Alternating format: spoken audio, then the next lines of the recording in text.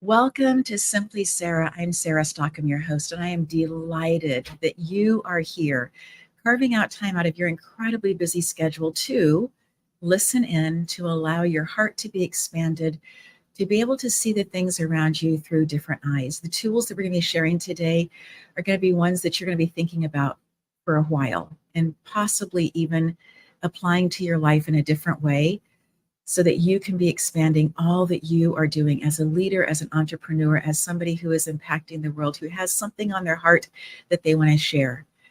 Today, I'm delighted to bring in Jan Barlow. And as Jan joins us, Jan, good morning and welcome, and thank you for being here.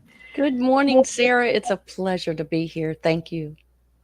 Absolutely. I am so pleased about this conversation because even as we were in the green room getting ready to come in and pre-record this, because this just works better in our schedules this week, this space of expansion, of force multipliers for good, were you raised with that idea, that concept, or was this something that you came to later in your life? Well, it's interesting. I came from my mom and dad were big volunteers, although my dad worked a midnight shift, so he worked a lot.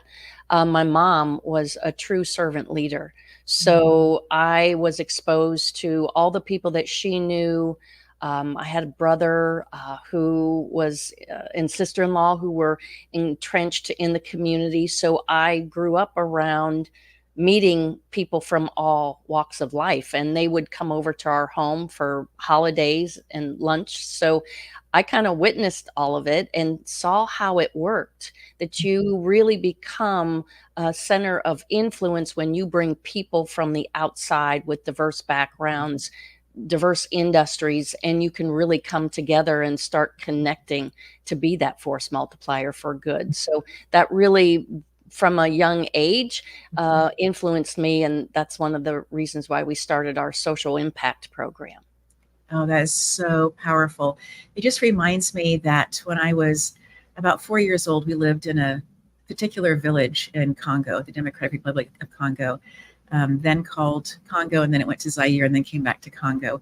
In that space, the table that we had, that our guests who were villagers, people who were living in the community, people who were coming in from the outside, from Europe, delegates who were coming in from America, they were coming in to sit around our table. And our table wasn't a table. It was literally a door that was taken off and put over sawhorses. And we love put a tablecloth across that. And that is where we had some of the most influential people working on different kinds of projects in that part of the world. They would come and sit around the table with the tablecloth on it. I don't know that they knew that it was a door over sawhorses, with our mixed matched chairs that we had around the table. But that was my first introduction into bringing people around a table and saying, hey, what ideas do you have? How can we work on this together? How can we be force multipliers for good in the work that we are doing? And so finding like-minded people. How do you do that today? Because I know that you have your own company, Jobs That Fit Better. You'll say the name of it much better than I just did. But how did you come to that space, friend? It really is about attracting people. Like, if I feel called to reach out to certain people, maybe on LinkedIn or whatever, but I get to, really, I'm so blessed because people are referred to me. So my core group of my center of influence, the people that I feel that we are force multipliers for good, we're in that core circle, they keep on referring people like you. And so to me, that's really how I like to do it. Now, I've been called sometimes to attend an event, and from one of my core, people, and I show up with an open heart and an open mind. And I got to be honest, I get real excited when I'm driving or getting ready to attend the event. I can't wait to see who I'm going to be connected with and who I'm going to meet. I mean, it's like Christmas Eve and Christmas morning, because that's the way I look at it. I mean, I get so excited about who God is going to put me with today. So that's kind of really the attitude and the heart that I take with it. I love as a leader, Jan, that you start with an open heart. You start with this presupposition that the people who are going to be brought into your world are going to be people that are supposed to be there. And some of them are going to stay for a moment, some of them are going to stay for a long time, and some perhaps for the rest of the life, right? Yes. So coming into that space with that presupposition, that pre-framing that whoever is coming in is supposed to be there, and that if you can find ways to collaborate, ways to work together, that makes things even better and stronger, and then also strengthens that bond that is developing. So thank you for sharing that incredibly smart tool of starting off with an open heart and an open mind and just excited about what's going to be coming up in front of you. How did you build the business that you have now? What was your way of creating that? So I used to work for a global pharmaceutical company. So I created my own job there. I was working in my strengths. I used to sell $1 million laser to eye doctors for the LASIK surgery. I train them on how to use it, them and their staff. And then I teach them really how to bring in patients, right? Because that's an elective surgery. So people were paying $4,000 to $5,000 out of pocket. That was before any patient financing. So I loved it because it was like starting new businesses. So a doctor would buy the laser. Well, he's starting his own LASIK practice. So it truly is a startup business. So I got to travel around the world to do that. And so I was hired by our biggest competitor and made sure that I was getting into, the same situation. This is what I do best. And so the manager, said yes. But in the meantime, that company was merging or really acquiring two other companies at the same time. Oh, So that's, if anybody's experienced mergers and acquisitions, it is chaos. And so 2 months later, my boss, ended up being transferred and I got another boss. Well, she didn't like the fact that she didn't hire me and my colleague. So she changed our jobs, like everything. And so it was all the opposite of my strengths. right. So I just thought I had to try harder. So after 6 months, my hair started to fall out, my palms started to peel, and I was sleeping for 12 hours. I could barely get up. And I tried to reach out to HR and said, look, this is a problem for me. But there was nobody available because, again, during merger and acquisition, everybody's in fear for their own job. So there's so much chaos going on. There's no support for employees then. So I just had to stop. I had to get off this merry-go-round, and I had lost everything. My home, I got a divorce. My health was really bad. I went to a doctor and they said I was at risk for a heart attack and stroke. It was it was like at the pit, right? And through it all, though, I said, what when I think of how to bring myself up, it's always been I have to put myself in a position of service. So I just automatically went into service mode, started a house cleaning business, selected some key friends who were judges, doctors, attorneys, and said, hey, I'm going to pick 5 clients. I'm available to clean house. And within a week, I had 5 clients. And it gave me joy to put order in other people's lives because mine did not have any. And so that was therapy for me. So during that time is when I decided to start my nonprofit, Better Job Fit, because I wanted to make sure that nobody is put in harm's way like I was. I want to make sure that people on the front end, what your strengths are, what circumstances or job positions are the best for you, what questions to ask during a discovery session, not an interview, but a discovery session to really ask questions how those people are going to work with you. So that's really how we started. We started serving veterans and foster care alumni, and we were the job matching service between companies and the nonprofit organization, their stakeholders. So we were able to create custom job match patterns for each company for their position, and we were making sure that they matched the person that we were putting in that job. So some people say, well, that's pretty drastic. No, it's really important. It's very important because I'm an example of how you can be at the height of your game and your strengths in a company using and making a lot of money in your strengths. And then when you set somebody up for failure, it doesn't hurt anybody. Well, it hurt the company big time and it hurt me physically. So to me, that's criminal. I'm sorry. That's really, it's not a good thing.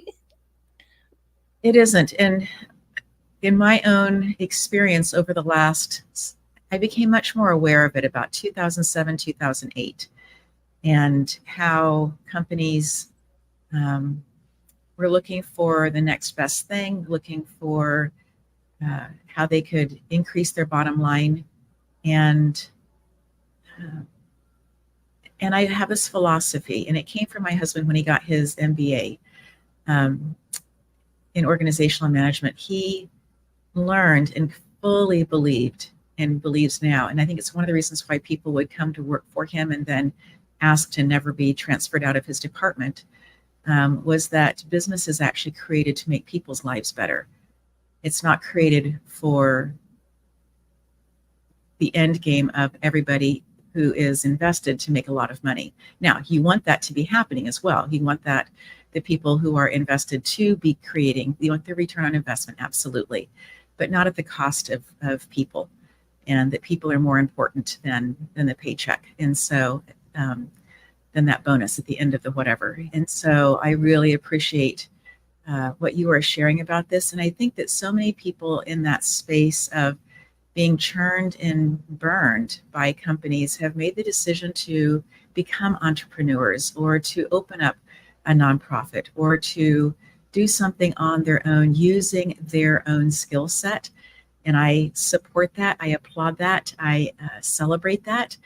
And part of the reason why we have this show is to be helping people who are creating different things to be able to have the tools or to think about things a little bit differently as they are creating, as they're collaborating, as they are contributing in such powerful ways. So as you began the nonprofit, why did you choose to go the nonprofit route and not choose to go through a for-profit route? What was that decision like? So what's interesting is I started out for profit. And for a few months, it goes back to the way I was raised. My mom volunteered for 25, 30 years, and she had her own business at the same time. So when I was looking at what actions, what services we were providing, in my heart, to really align with authenticity of service, Yes. it was just for me. It really is just a difference in how people perceive you. Yes. But it also is how I wanted it to align to my heart. That organization, right? That tax category, because that's really all it is. Is it a 501c3 or, Right. that's like being an employee, it's W-2 or 1099. I mean, that's just a tax designation. It's not a definition of who you are. Right. But what it did for me, it put my soul and my mind into service. Yes. It literally, I felt like it took a weight off of me. Mm. I run the business the same way, like it's a business. And what's interesting, there are a lot of nonprofits, whether it be, 501, anybody that's a 501c3, churches in particular, they don't run it as a business, meaning from the principal standpoint of you have customers, right? I mean, that's how a business is run. You have a customer. Yes. Traditional business, you have a customer that you serve, and then you have business practices, you have strategic planning. I mean, all those elements are still there or should be there, but sometimes we get hung up in this 501c3, or is it a for profit, and then that dictates Yes. the mental state and shareholders. And no, I mean, it's the same concept of serving others. It doesn't matter what your tax designation is, but you do have to align Mhm. with what that mission and, sometimes in my case, that tax designation mattered to my heart, right? It literally Yes. affected my physical Yes. and mental, how I did Yes. business from my Yes. perspective. Yes. Yes. I completely understand that space of alignment of what is in the heart and then having it come out. And there is, for so many people, a softer way of doing business if it is through a nonprofit. I remember that when we had our home open once a month for Reiki shares, and I had set up two different nonprofits, and one of them specifically was the one that people would donate to when they would come to that. And they just had this feel good about it. It was different than if I said, everyone needs to pay X amount of money in order to be here as part of this. And as a result of that, I had somebody walk in who came and listened to a training that we had. It happened to be about the gene keys. And I had paid personally out of pocket for the person who was presenting. I wanted this to be completely a nonprofit moneymaker for those who wanted to donate. And somebody walked up to me and pulled money out of his pocket, $500, and said, I want this to go towards a nonprofit. Had it been a for-profit, I don't think he would have done that, right? So it opens up people's hearts in a different way as well. And opens up it can open up the conversation in a different way. We're going to take a quick break. We will be right back.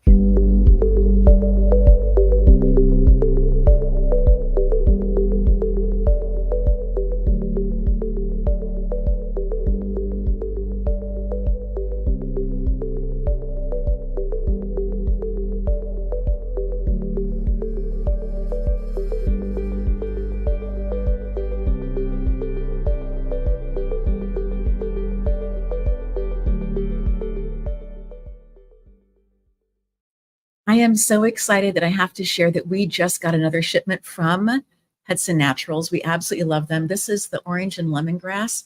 It's moisturizing. It's shea butter. It's incredible. It's incredible. Just absolutely love it. And then I also want to share with you that we have another sponsor, another one who advertises with us, and that is the Glass Arts Collective. We are so grateful for their consistent support of what we are doing, the message that we are giving out in the world.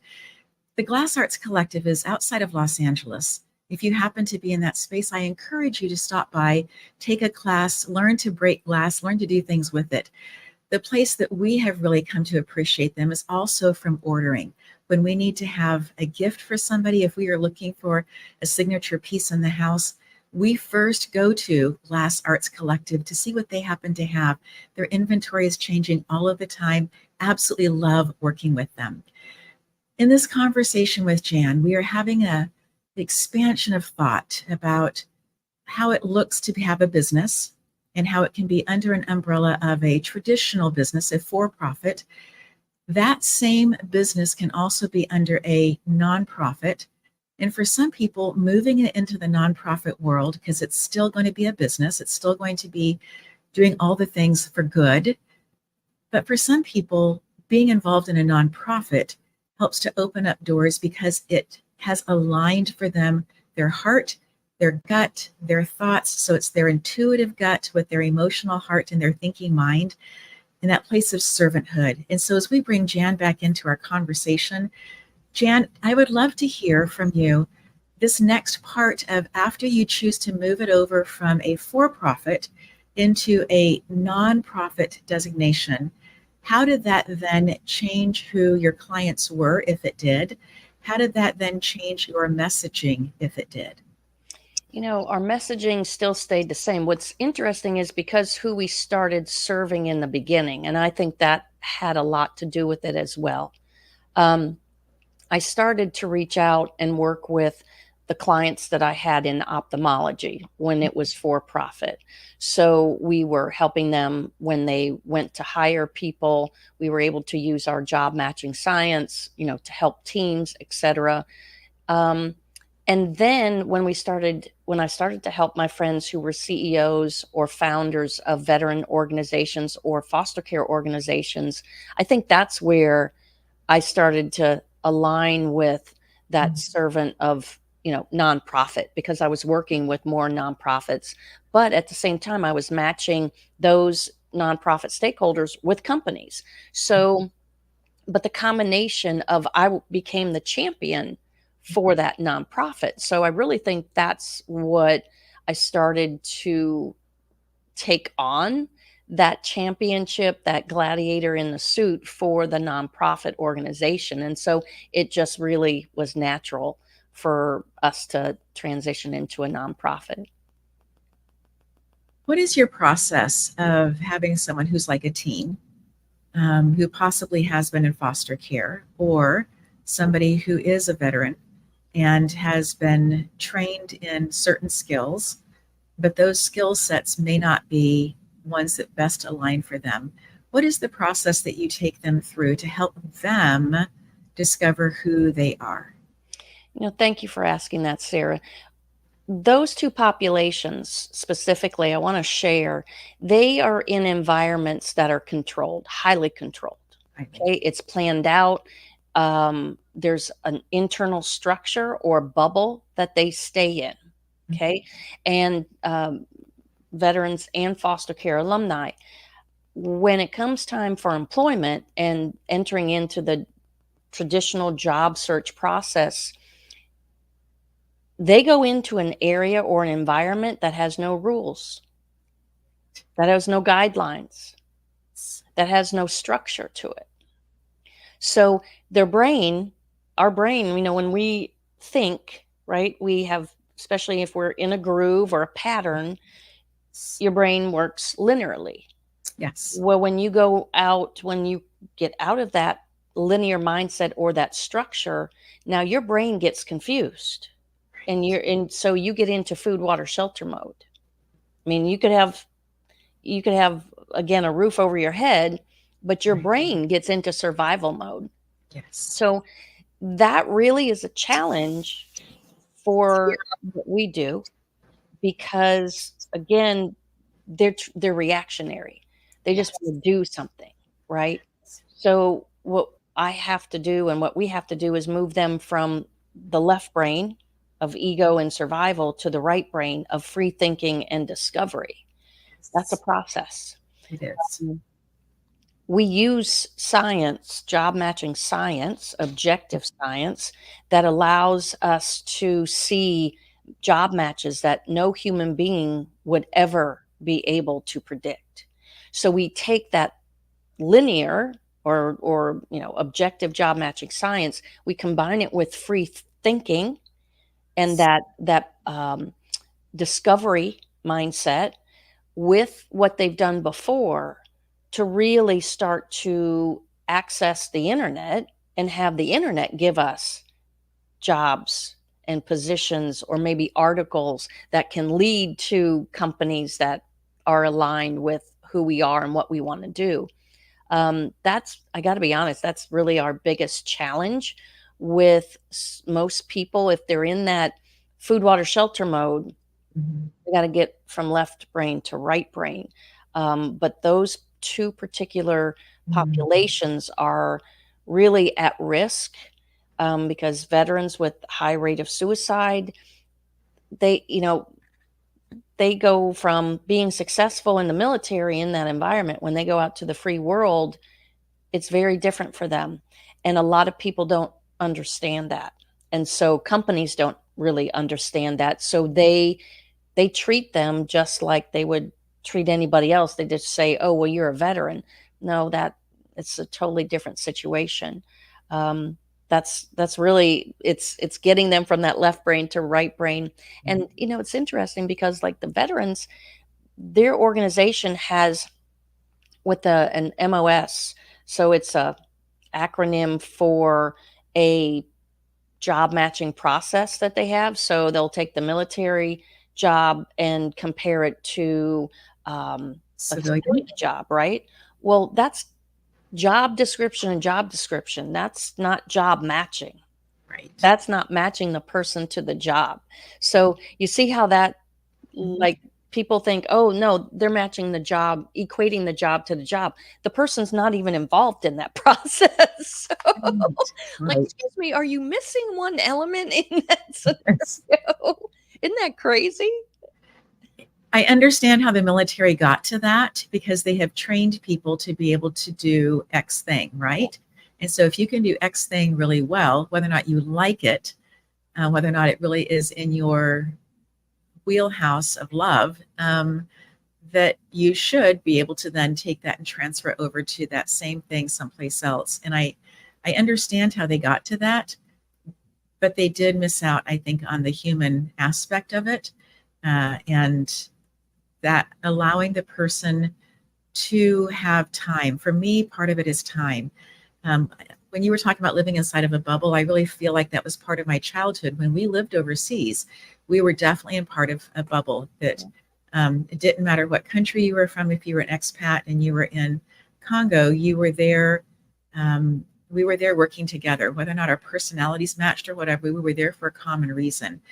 And some people were there to help with agriculture. Some people were there to help with education. Some people were there to help with, living, raising the standard of living, teaching jobs, teaching how to garden.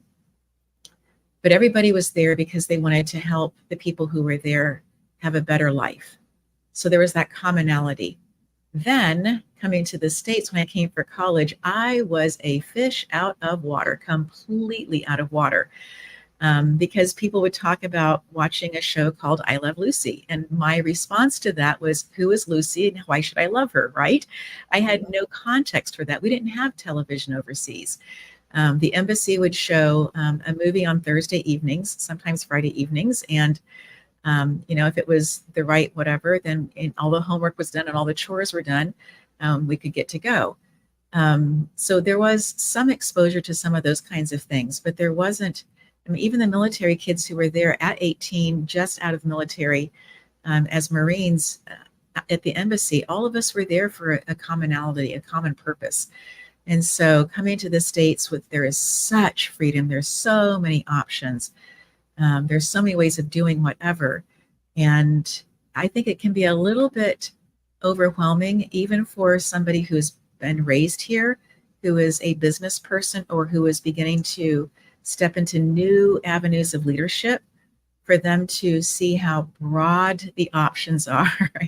And then to come into a place of saying, this is who I am, and this is how I best show up in the world, and to honor that. As painful as it can be, as difficult as it can be, the number of no's that you can get along the way, but to stay the course, because that is where you will find the greatest amount of opportunity to be able to connect in with other people at the deepest level, I believe. Absolutely.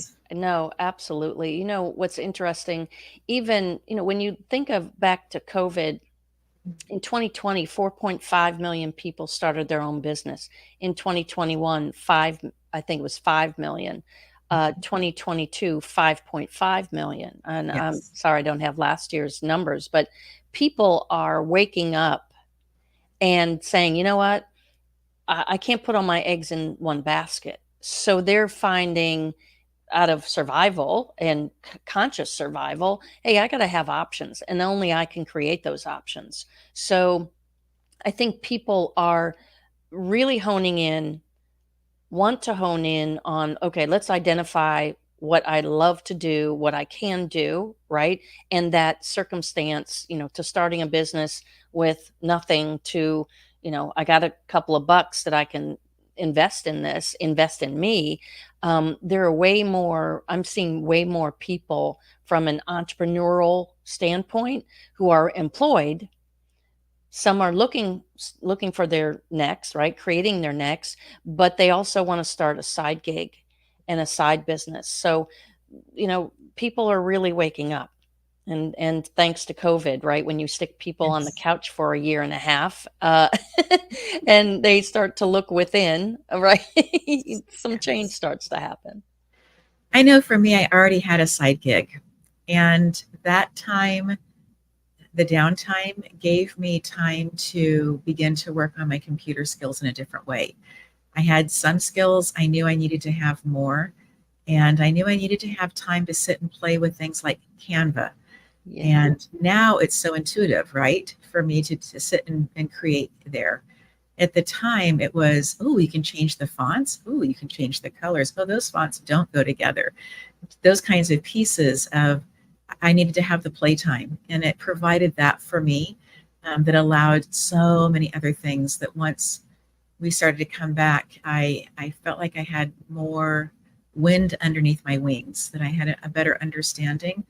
And the one thing about investing in ourselves is that no one else can take it away from us. The other part about investing in ourselves is that we are the ones doing the work. And so if there are resistance to those kinds of things, I really encourage people to have some conversations with people who understand resistance and why those resistance patterns can be there, in order to be able to help you process that and move through it, because you can move through it. You can move past it. But those pieces are there oftentimes, holding people back, and they don't need to. They can, but they don't need to. Well, it's interesting, when people say, "Oh, well, I don't know if I can invest the money right now into, working with you." And it's funny. I was thinking today. I said, you know, we deal with technology. That's our business. It's Yeah. job matching technology. So I always ask people, "Do you have an iPhone?" Well, yeah. How Of much did you course. invest in that? Hmm. Yeah. And what do you use it for? Email, texting? Right. Well, I got this that does the same thing, and it only costs $54 a month, right? So when you put it in that perspective, the whole question is to really get people to think, Yes. right? That's really what it is. Yes. As you work with the technology, are you working specifically in one geographical region, or are you able to help match people across the country? Across the country. We are working with companies, and I don't know if you've read, the last couple of years, Deloitte has put out a global report. And my friend, it's all about human sustainability. And human sustainability is about, you have to learn what your skill sets are and how to maximize that, and how many different ways you can use those skills, right? And companies need to be doing that too. It's like Yes. having a screwdriver. How many different ways can you use a screwdriver? I know I've used it like 4 or 5 different ways, but the instructions say you use it for screws. Right. Well, we're just a tool. So thinking it, whether we're using ourselves or somebody else is going to, we're bringing value to another organization, how can they help use us? It's Yes. really about fulfilling yourself, your potential, Yes. right? So we'll have a job hiring, working with a company that says, "Hey, I want you to assess our current staff." And Mhm. then we create a custom job match pattern, and that person may be, according to that job description, may only be a 79% match to their job. And the person's like, "Oh my gosh, if they find out that I'm only a 79% match, they Right. might want to, fire me." I'm like, "No, what that means is they're only using 79% of your gifts.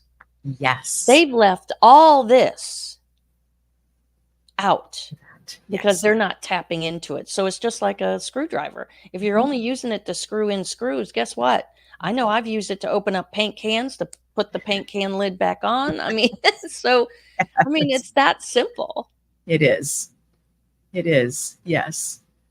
In the process of advice, what advice would you give to somebody who is in that space, Jan, where they have been working for a company, they feel like it's just unsustainable. It's changed how much they weigh, whether they have gained or they have lost. It's changed their sleep patterns. It's changed their hair falling out. It's changed their thyroid patterns, right? And all of these things we know to be um, the outcome of long-term stress. All of these things are things that if we learn to prevent the stress, if we learn to in the 10-second solution, if we're able to use tools during that time, that we can see what's happening around us and still be able to show up, but not have it do that devastation on our bodies. But until I learned about the 10-second solution. I went through a very similar thing. I got a call from the doctor's office one day saying, I have half a thyroid that was supposed to wake up. It never did right after surgery. And so I take Synthroid, or a synthetic thyroid medication. And I feel great when I take a little bit more. And they had me on a little bit more, and they had done my blood work, and they called me and said, you stop immediately because you are the same call that you got. You are in that heart attack or stroke Wow. zone. I was in my 40s, right? I'd Yes, never, ever yes. considered, right?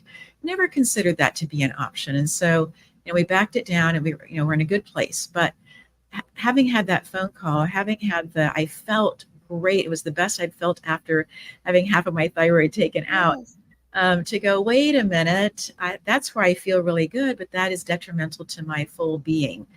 And so if you find somebody who is in that place, what advice would you give them about how to best discover who they really are, what their vibration is about, what they bring to the table, what fulfills them? How would you encourage them to move forward?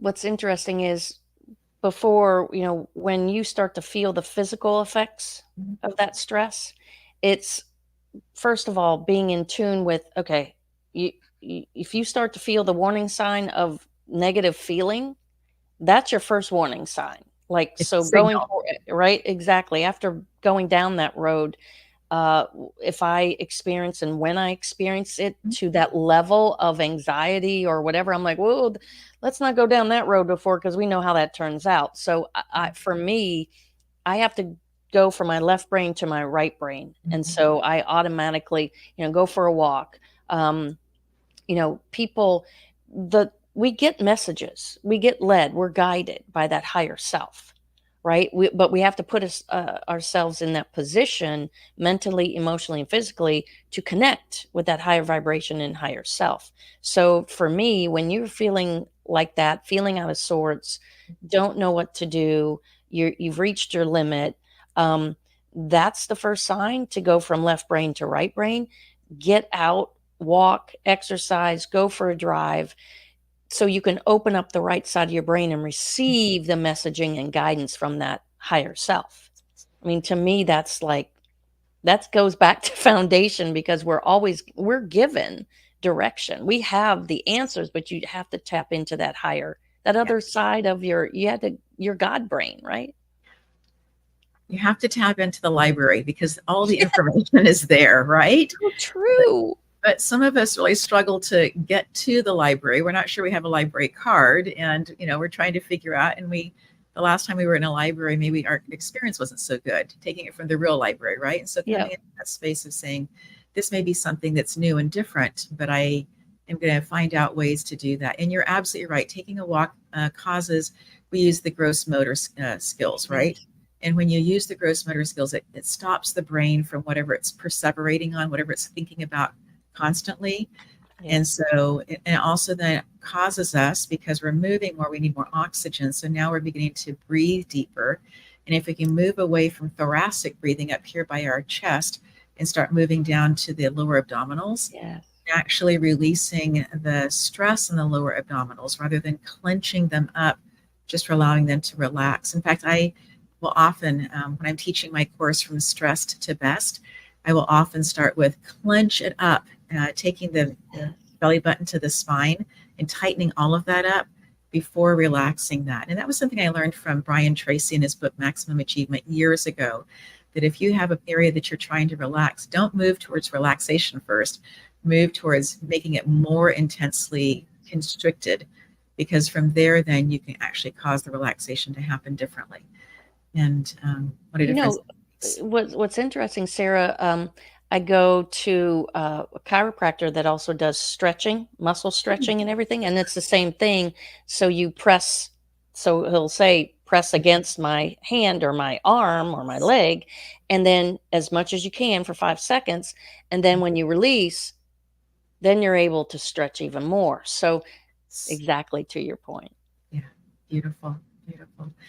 What is one of those stories that you are willing to share? I know that you have many of them, but a success story about somebody that you were working with, and perhaps had been struggling to find a placement or was concerned that they would be able to move out of the world of highly structured into a space of being able to easily allow their gifts to unfold. My favorite story is about a woman that she was 10 months out of a job. So her job had been absorbed within the organization. She was an HR compensation and benefits representative. And she was not in a good mental space. So we did the job matching process, and she was an 87% match to sales and technology. Oh.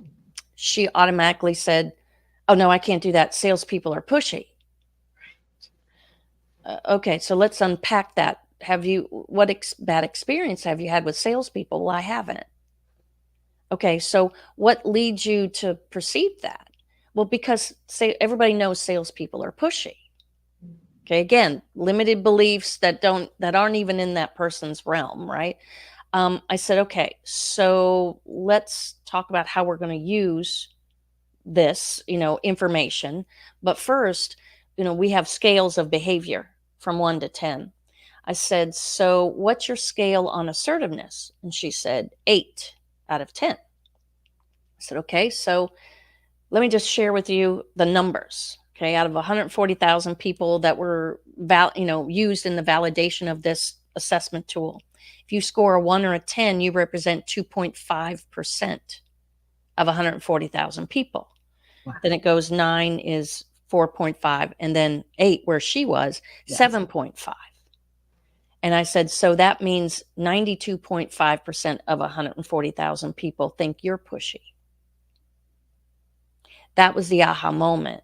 You have to create a psychological disruptor of perception, right? That plays this loop and keeps us from thinking outside or thinking differently, right? We just keep on playing that pattern all over again. Right. Once I created that psychological disruptor for her, and then I shared with her how we're going to use sales and technology. We combined it with her experience with compensation benefits. She was doing working for Aetna. She got a nutritional certification that she was doing on the side, counseling patients like diabetics and people with heart issues. So it matched her training, educator, right? Everything that's on her job match report. Then we went to Google, and we teach a very unique way of how to conduct a Boolean search with very unique search strings that are customized to the person. Perfect. We were able to find her a position, identify a position with a startup company that they had software. They sold software that helps companies decide what health insurance plan is best for them. So she was working in the back end of sales for user experience, training the clients after the sale. So unless we would have, two things, unless I was able to get her out of that loop of thinking that she couldn't even possibly entertain those two words. Yes. And then getting her being able to be open to see how we were connecting the dots to match her. You have to get them in that right side of the brain. So that's always my main story, because again, it addresses our belief systems that we don't even have to have personal experience with, that we believe are that we cannot be objective about ourselves. So her being an 8 out of 10, and she says other people are pushy. Well, guess what? You are. Yes. People will perceive you. So that has really the all-encompassing success story of Better Job Fit and what we stand for, because it's about thinking differently to open up new opportunities. Yes. Do you find the majority of people that you help place are choosing to work online, or the majority of people wanting or choosing the in-person? It's customized. That's why Better Job Fit is customizable. We look at that person, like we have some people that are an 8 on sociability. We create a circumstance, if there's a job that says it's remote and they love it, we then are going to say, okay, let's see what else you can do in person to help feed that sociability scale. Or is there, that's what we're looking at, the person, in the full person. It's not just about the job. It's like, okay, if this is a job, a position that you really love, you still need to be fed with that aid on sociability. So let's talk about that. So that means we want to make sure that you volunteer, maybe to lead a group, within your company. It's literally about customizing what that looks like for them. Yeah. I'm thinking of somebody right now who is a director of econometrics for a company, and in her experience, has her own team, runs the own team, but it's another team that they do some kind of a word search or something, a game that comes out. I want to say it's like New York Times or Los Angeles or whatever, right? One of those, and they have this agreement. They have found each other inside the company, I guess is what I'm saying. So it's not that she is necessarily spending lots of time with playing, because playing is so important for us to do, being able to problem solve, being able to have conversations, that interaction, that playfulness, right? That she's found a different group that was already doing it, and they invited her in to come join that. So you're right about the sociability part. Maybe it is right with your own team, but sometimes it's really, really good to look in the company across the board to see if there's another place, another team that you would prefer to have that outlet with. I know that when I was teaching, that there was a specific group that I really enjoyed spending time with, investing time with, enjoying doing lunch.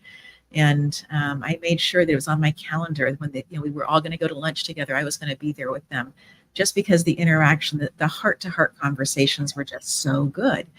And it was non-judgmental. It was non-competitive. It was just about being together. And I so appreciated that. In the jobs that you are helping people, or the people who are coming to you who are looking for better fit jobs, are they service oriented? Are they people who are more, I'm looking for the word that I want to use here. I guess, and you're going to go through cycles of different groups of people who are going to come through, right? But are you finding that there is one particular world way of seeing the world that most people come with who come to work with you? It's interesting. The commonality is in the people, that they're in a space and place in their own level of awareness and consciousness, that their higher self is pulling them up, right? So they're experiencing a level of, hey, I'm settled. Like, why do I keep on being, something's not right? Like, why can't I just be happy? I make good money. I have a great family. I've been in this job for 10 years. Like why can't I just settle? Right? Because that's what the world says. Why can't you just be happy with that? Yes. Right? But we're designed as human beings to expand and grow like all living things. So you have to keep up with that expansion. And so with me, right, and with anybody else, when you try to squash, or when you don't live up to that potential and that expansion, because we're going to expand no matter what, whether you choose to come or not. When you fight that expansion, that's when dis-ease happens. And disease, the physical manifestation of disease, happens. So I was trying to stick it out with that old boss, right? I just said, well, my father was a Marine, so like I just need to suck it up. Right. No, that higher self was, you are not where you're supposed to be. This does not live to, you're not living in your potential. And so when that happens, it just physically manifests itself. So the commonality is people are feeling that resistance gap of who their higher self is pulling them up, Mm. right? And so that's what I love about mixing the job matching technology with the right side of the brain and the free thinking and the person's discovery and imagination of what's possible, is because those two combined opens up a whole new, right, a whole new person. So but the Yes. commonality is that those people are hearing that knock at the door and that pull of the higher self saying you need to grow and expand more. Jan, what I love is I'm not hearing you talk about regret at all. I'm Hmm. hearing you talk about possibility and openness and what's available right now and what could be in the future, and having real tracks to be able to get there, not just there's a cloud over there and I'm not really sure how to get there kind of a thing. But what you are providing is the absolute way of, if you are willing to do the work, if you're willing to do the self-discovery, and you can do it the easy way and work with Jan, or you can do it the hard way and keep trying to figure it out on your Yeah. own. Both ways you're going to figure it out. I am a firm believer of that. But I just think that sometimes the shortcut is the faster way can be so much more powerful, because you have more life then to be in lots of different ways in terms of time as well, but more life to be able to dedicate to this calling of who you are. Not everybody is born inside of a family that sees those gifts and encourages them. And so it becomes on our shoulders, it becomes our mature responsibility to find out, to seek it out, and then to develop that, to invest in ourselves. I remember listening to somebody speaking at a success conference that Darren Hardy had put together. And John C. Maxwell was there, and I cannot remember this speaker's name. She spoke very, very short, but it was just so to the point. She says that it was more her dedication to herself was that she would spend more on self-improvement than on her car payment every single month. Wow. And I thought, that's a great line to draw in the sand, right? Yeah. That's a great place to say, this is what's more important to me, is the developing who I am and finding the right places to be able to do that, not just throwing money to the wind saying, I hope this person's going to be good. Do your due diligence and figure it out. And that what's interesting is, this shift of change that happens all day, every day is so, it can be overwhelming, right? Because our brain is wired to resist change. For me, that experience of why was it that I created my own job in a global pharmaceutical company, exceeded any goals that our department had when it came to getting doctors up and running, and how is it that I can be hired for the same job and it go to heck in the handbasket, right? And the employee most of the time is blamed. Well, So true. and I'm like, okay, that really upsets me, because it's Yes. not it's not the case. It shouldn't be the case, because it's the employer that is the one Yes. that knows what is necessary to be successful in the job. Yes. And if all the other person wants is that they're applying for a job, right?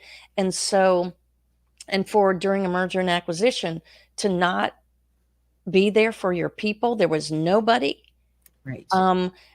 We have got to put back the value in human life, and that comes to with work. Sorry, but that's Yes. where we need to be right now. Yes. But individuals have to start taking control, or over their destiny, meaning go beyond the limited belief of yourself and what you think it's possible. Like our Right. parents, my mom, I know she loved me, right, Sarah? But Yes. in her eyes, just get married and you could get a secretarial position. Mhm. Well, I moved because I had a dean. I worked 3 jobs going to college. I worked one of the jobs at a law school, and the dean of that law school was a general. And he saw where I excelled, and he said, Miss Jan, you need to get out of Ohio. And I know people in DC, and I want you to take your week off from spring break, and I don't want you to work. I want you to go for interviews. Well, my parents were like, what? Right. Because somebody saw my potential. Yes. And so I went and I got 3 job offers. and I moved, I picked one and moved to DC, and and I went to law school, and, and my parents were like, well, they just didn't believe I could do it, because it wasn't that they didn't love me. It's just human beings have a limited belief, their own limited beliefs that are projected on others. It's just is what it is. So why would you keep on betting the farm on what you think the 5% of what you think is possible? That's why we use job matching technology. Why? It's like, why do you use a GPS? It's different. It will get you where you need to be. You don't have to memorize it. Like, you don't. So you use a GPS to get from point A to point B. Why wouldn't you use job matching technology to open up doors that you never knew existed, right? Yes. Oh, Jan, this is so good. Is there anything that you want to reiterate, my friend? Sarah, it just really is about, like you said, investing in yourself, because nobody else will. It's up to you, and when it comes to, creating your next, it's not about finding a job. The word find has to do with, the definition of the word find is to happen upon by chance. The word create is to bring something about into existence. So good. That's why we call it creating your next. Yes. Creating your next. It's so good. Jan, I look forward to future conversations with you. Thank you so much for taking time out of your incredibly busy schedule. And I'm so grateful for this conversation. It's been very enlightening for me, friend. Thank you so much, Sarah. And I look forward to the next time. You're just so precious. Thank you. Thank you.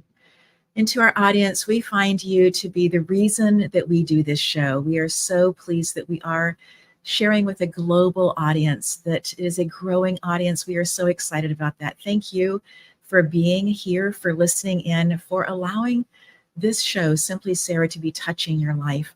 And I just want to give a shout out to the artist who did the artwork behind. This is her.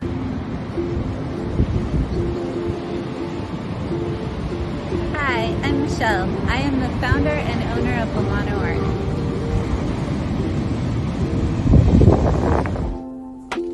I began this business over 20 years ago. I specialize in paintings of all kinds. I make murals, portraits, and live paintings. My specialty is color and also telling a story. Some of the work that Lamano Art does are calligraphy pieces, wedding invitations, sign work, and sculptures like fairy doors. I'm open to working with anyone on any idea. Please feel free to contact me at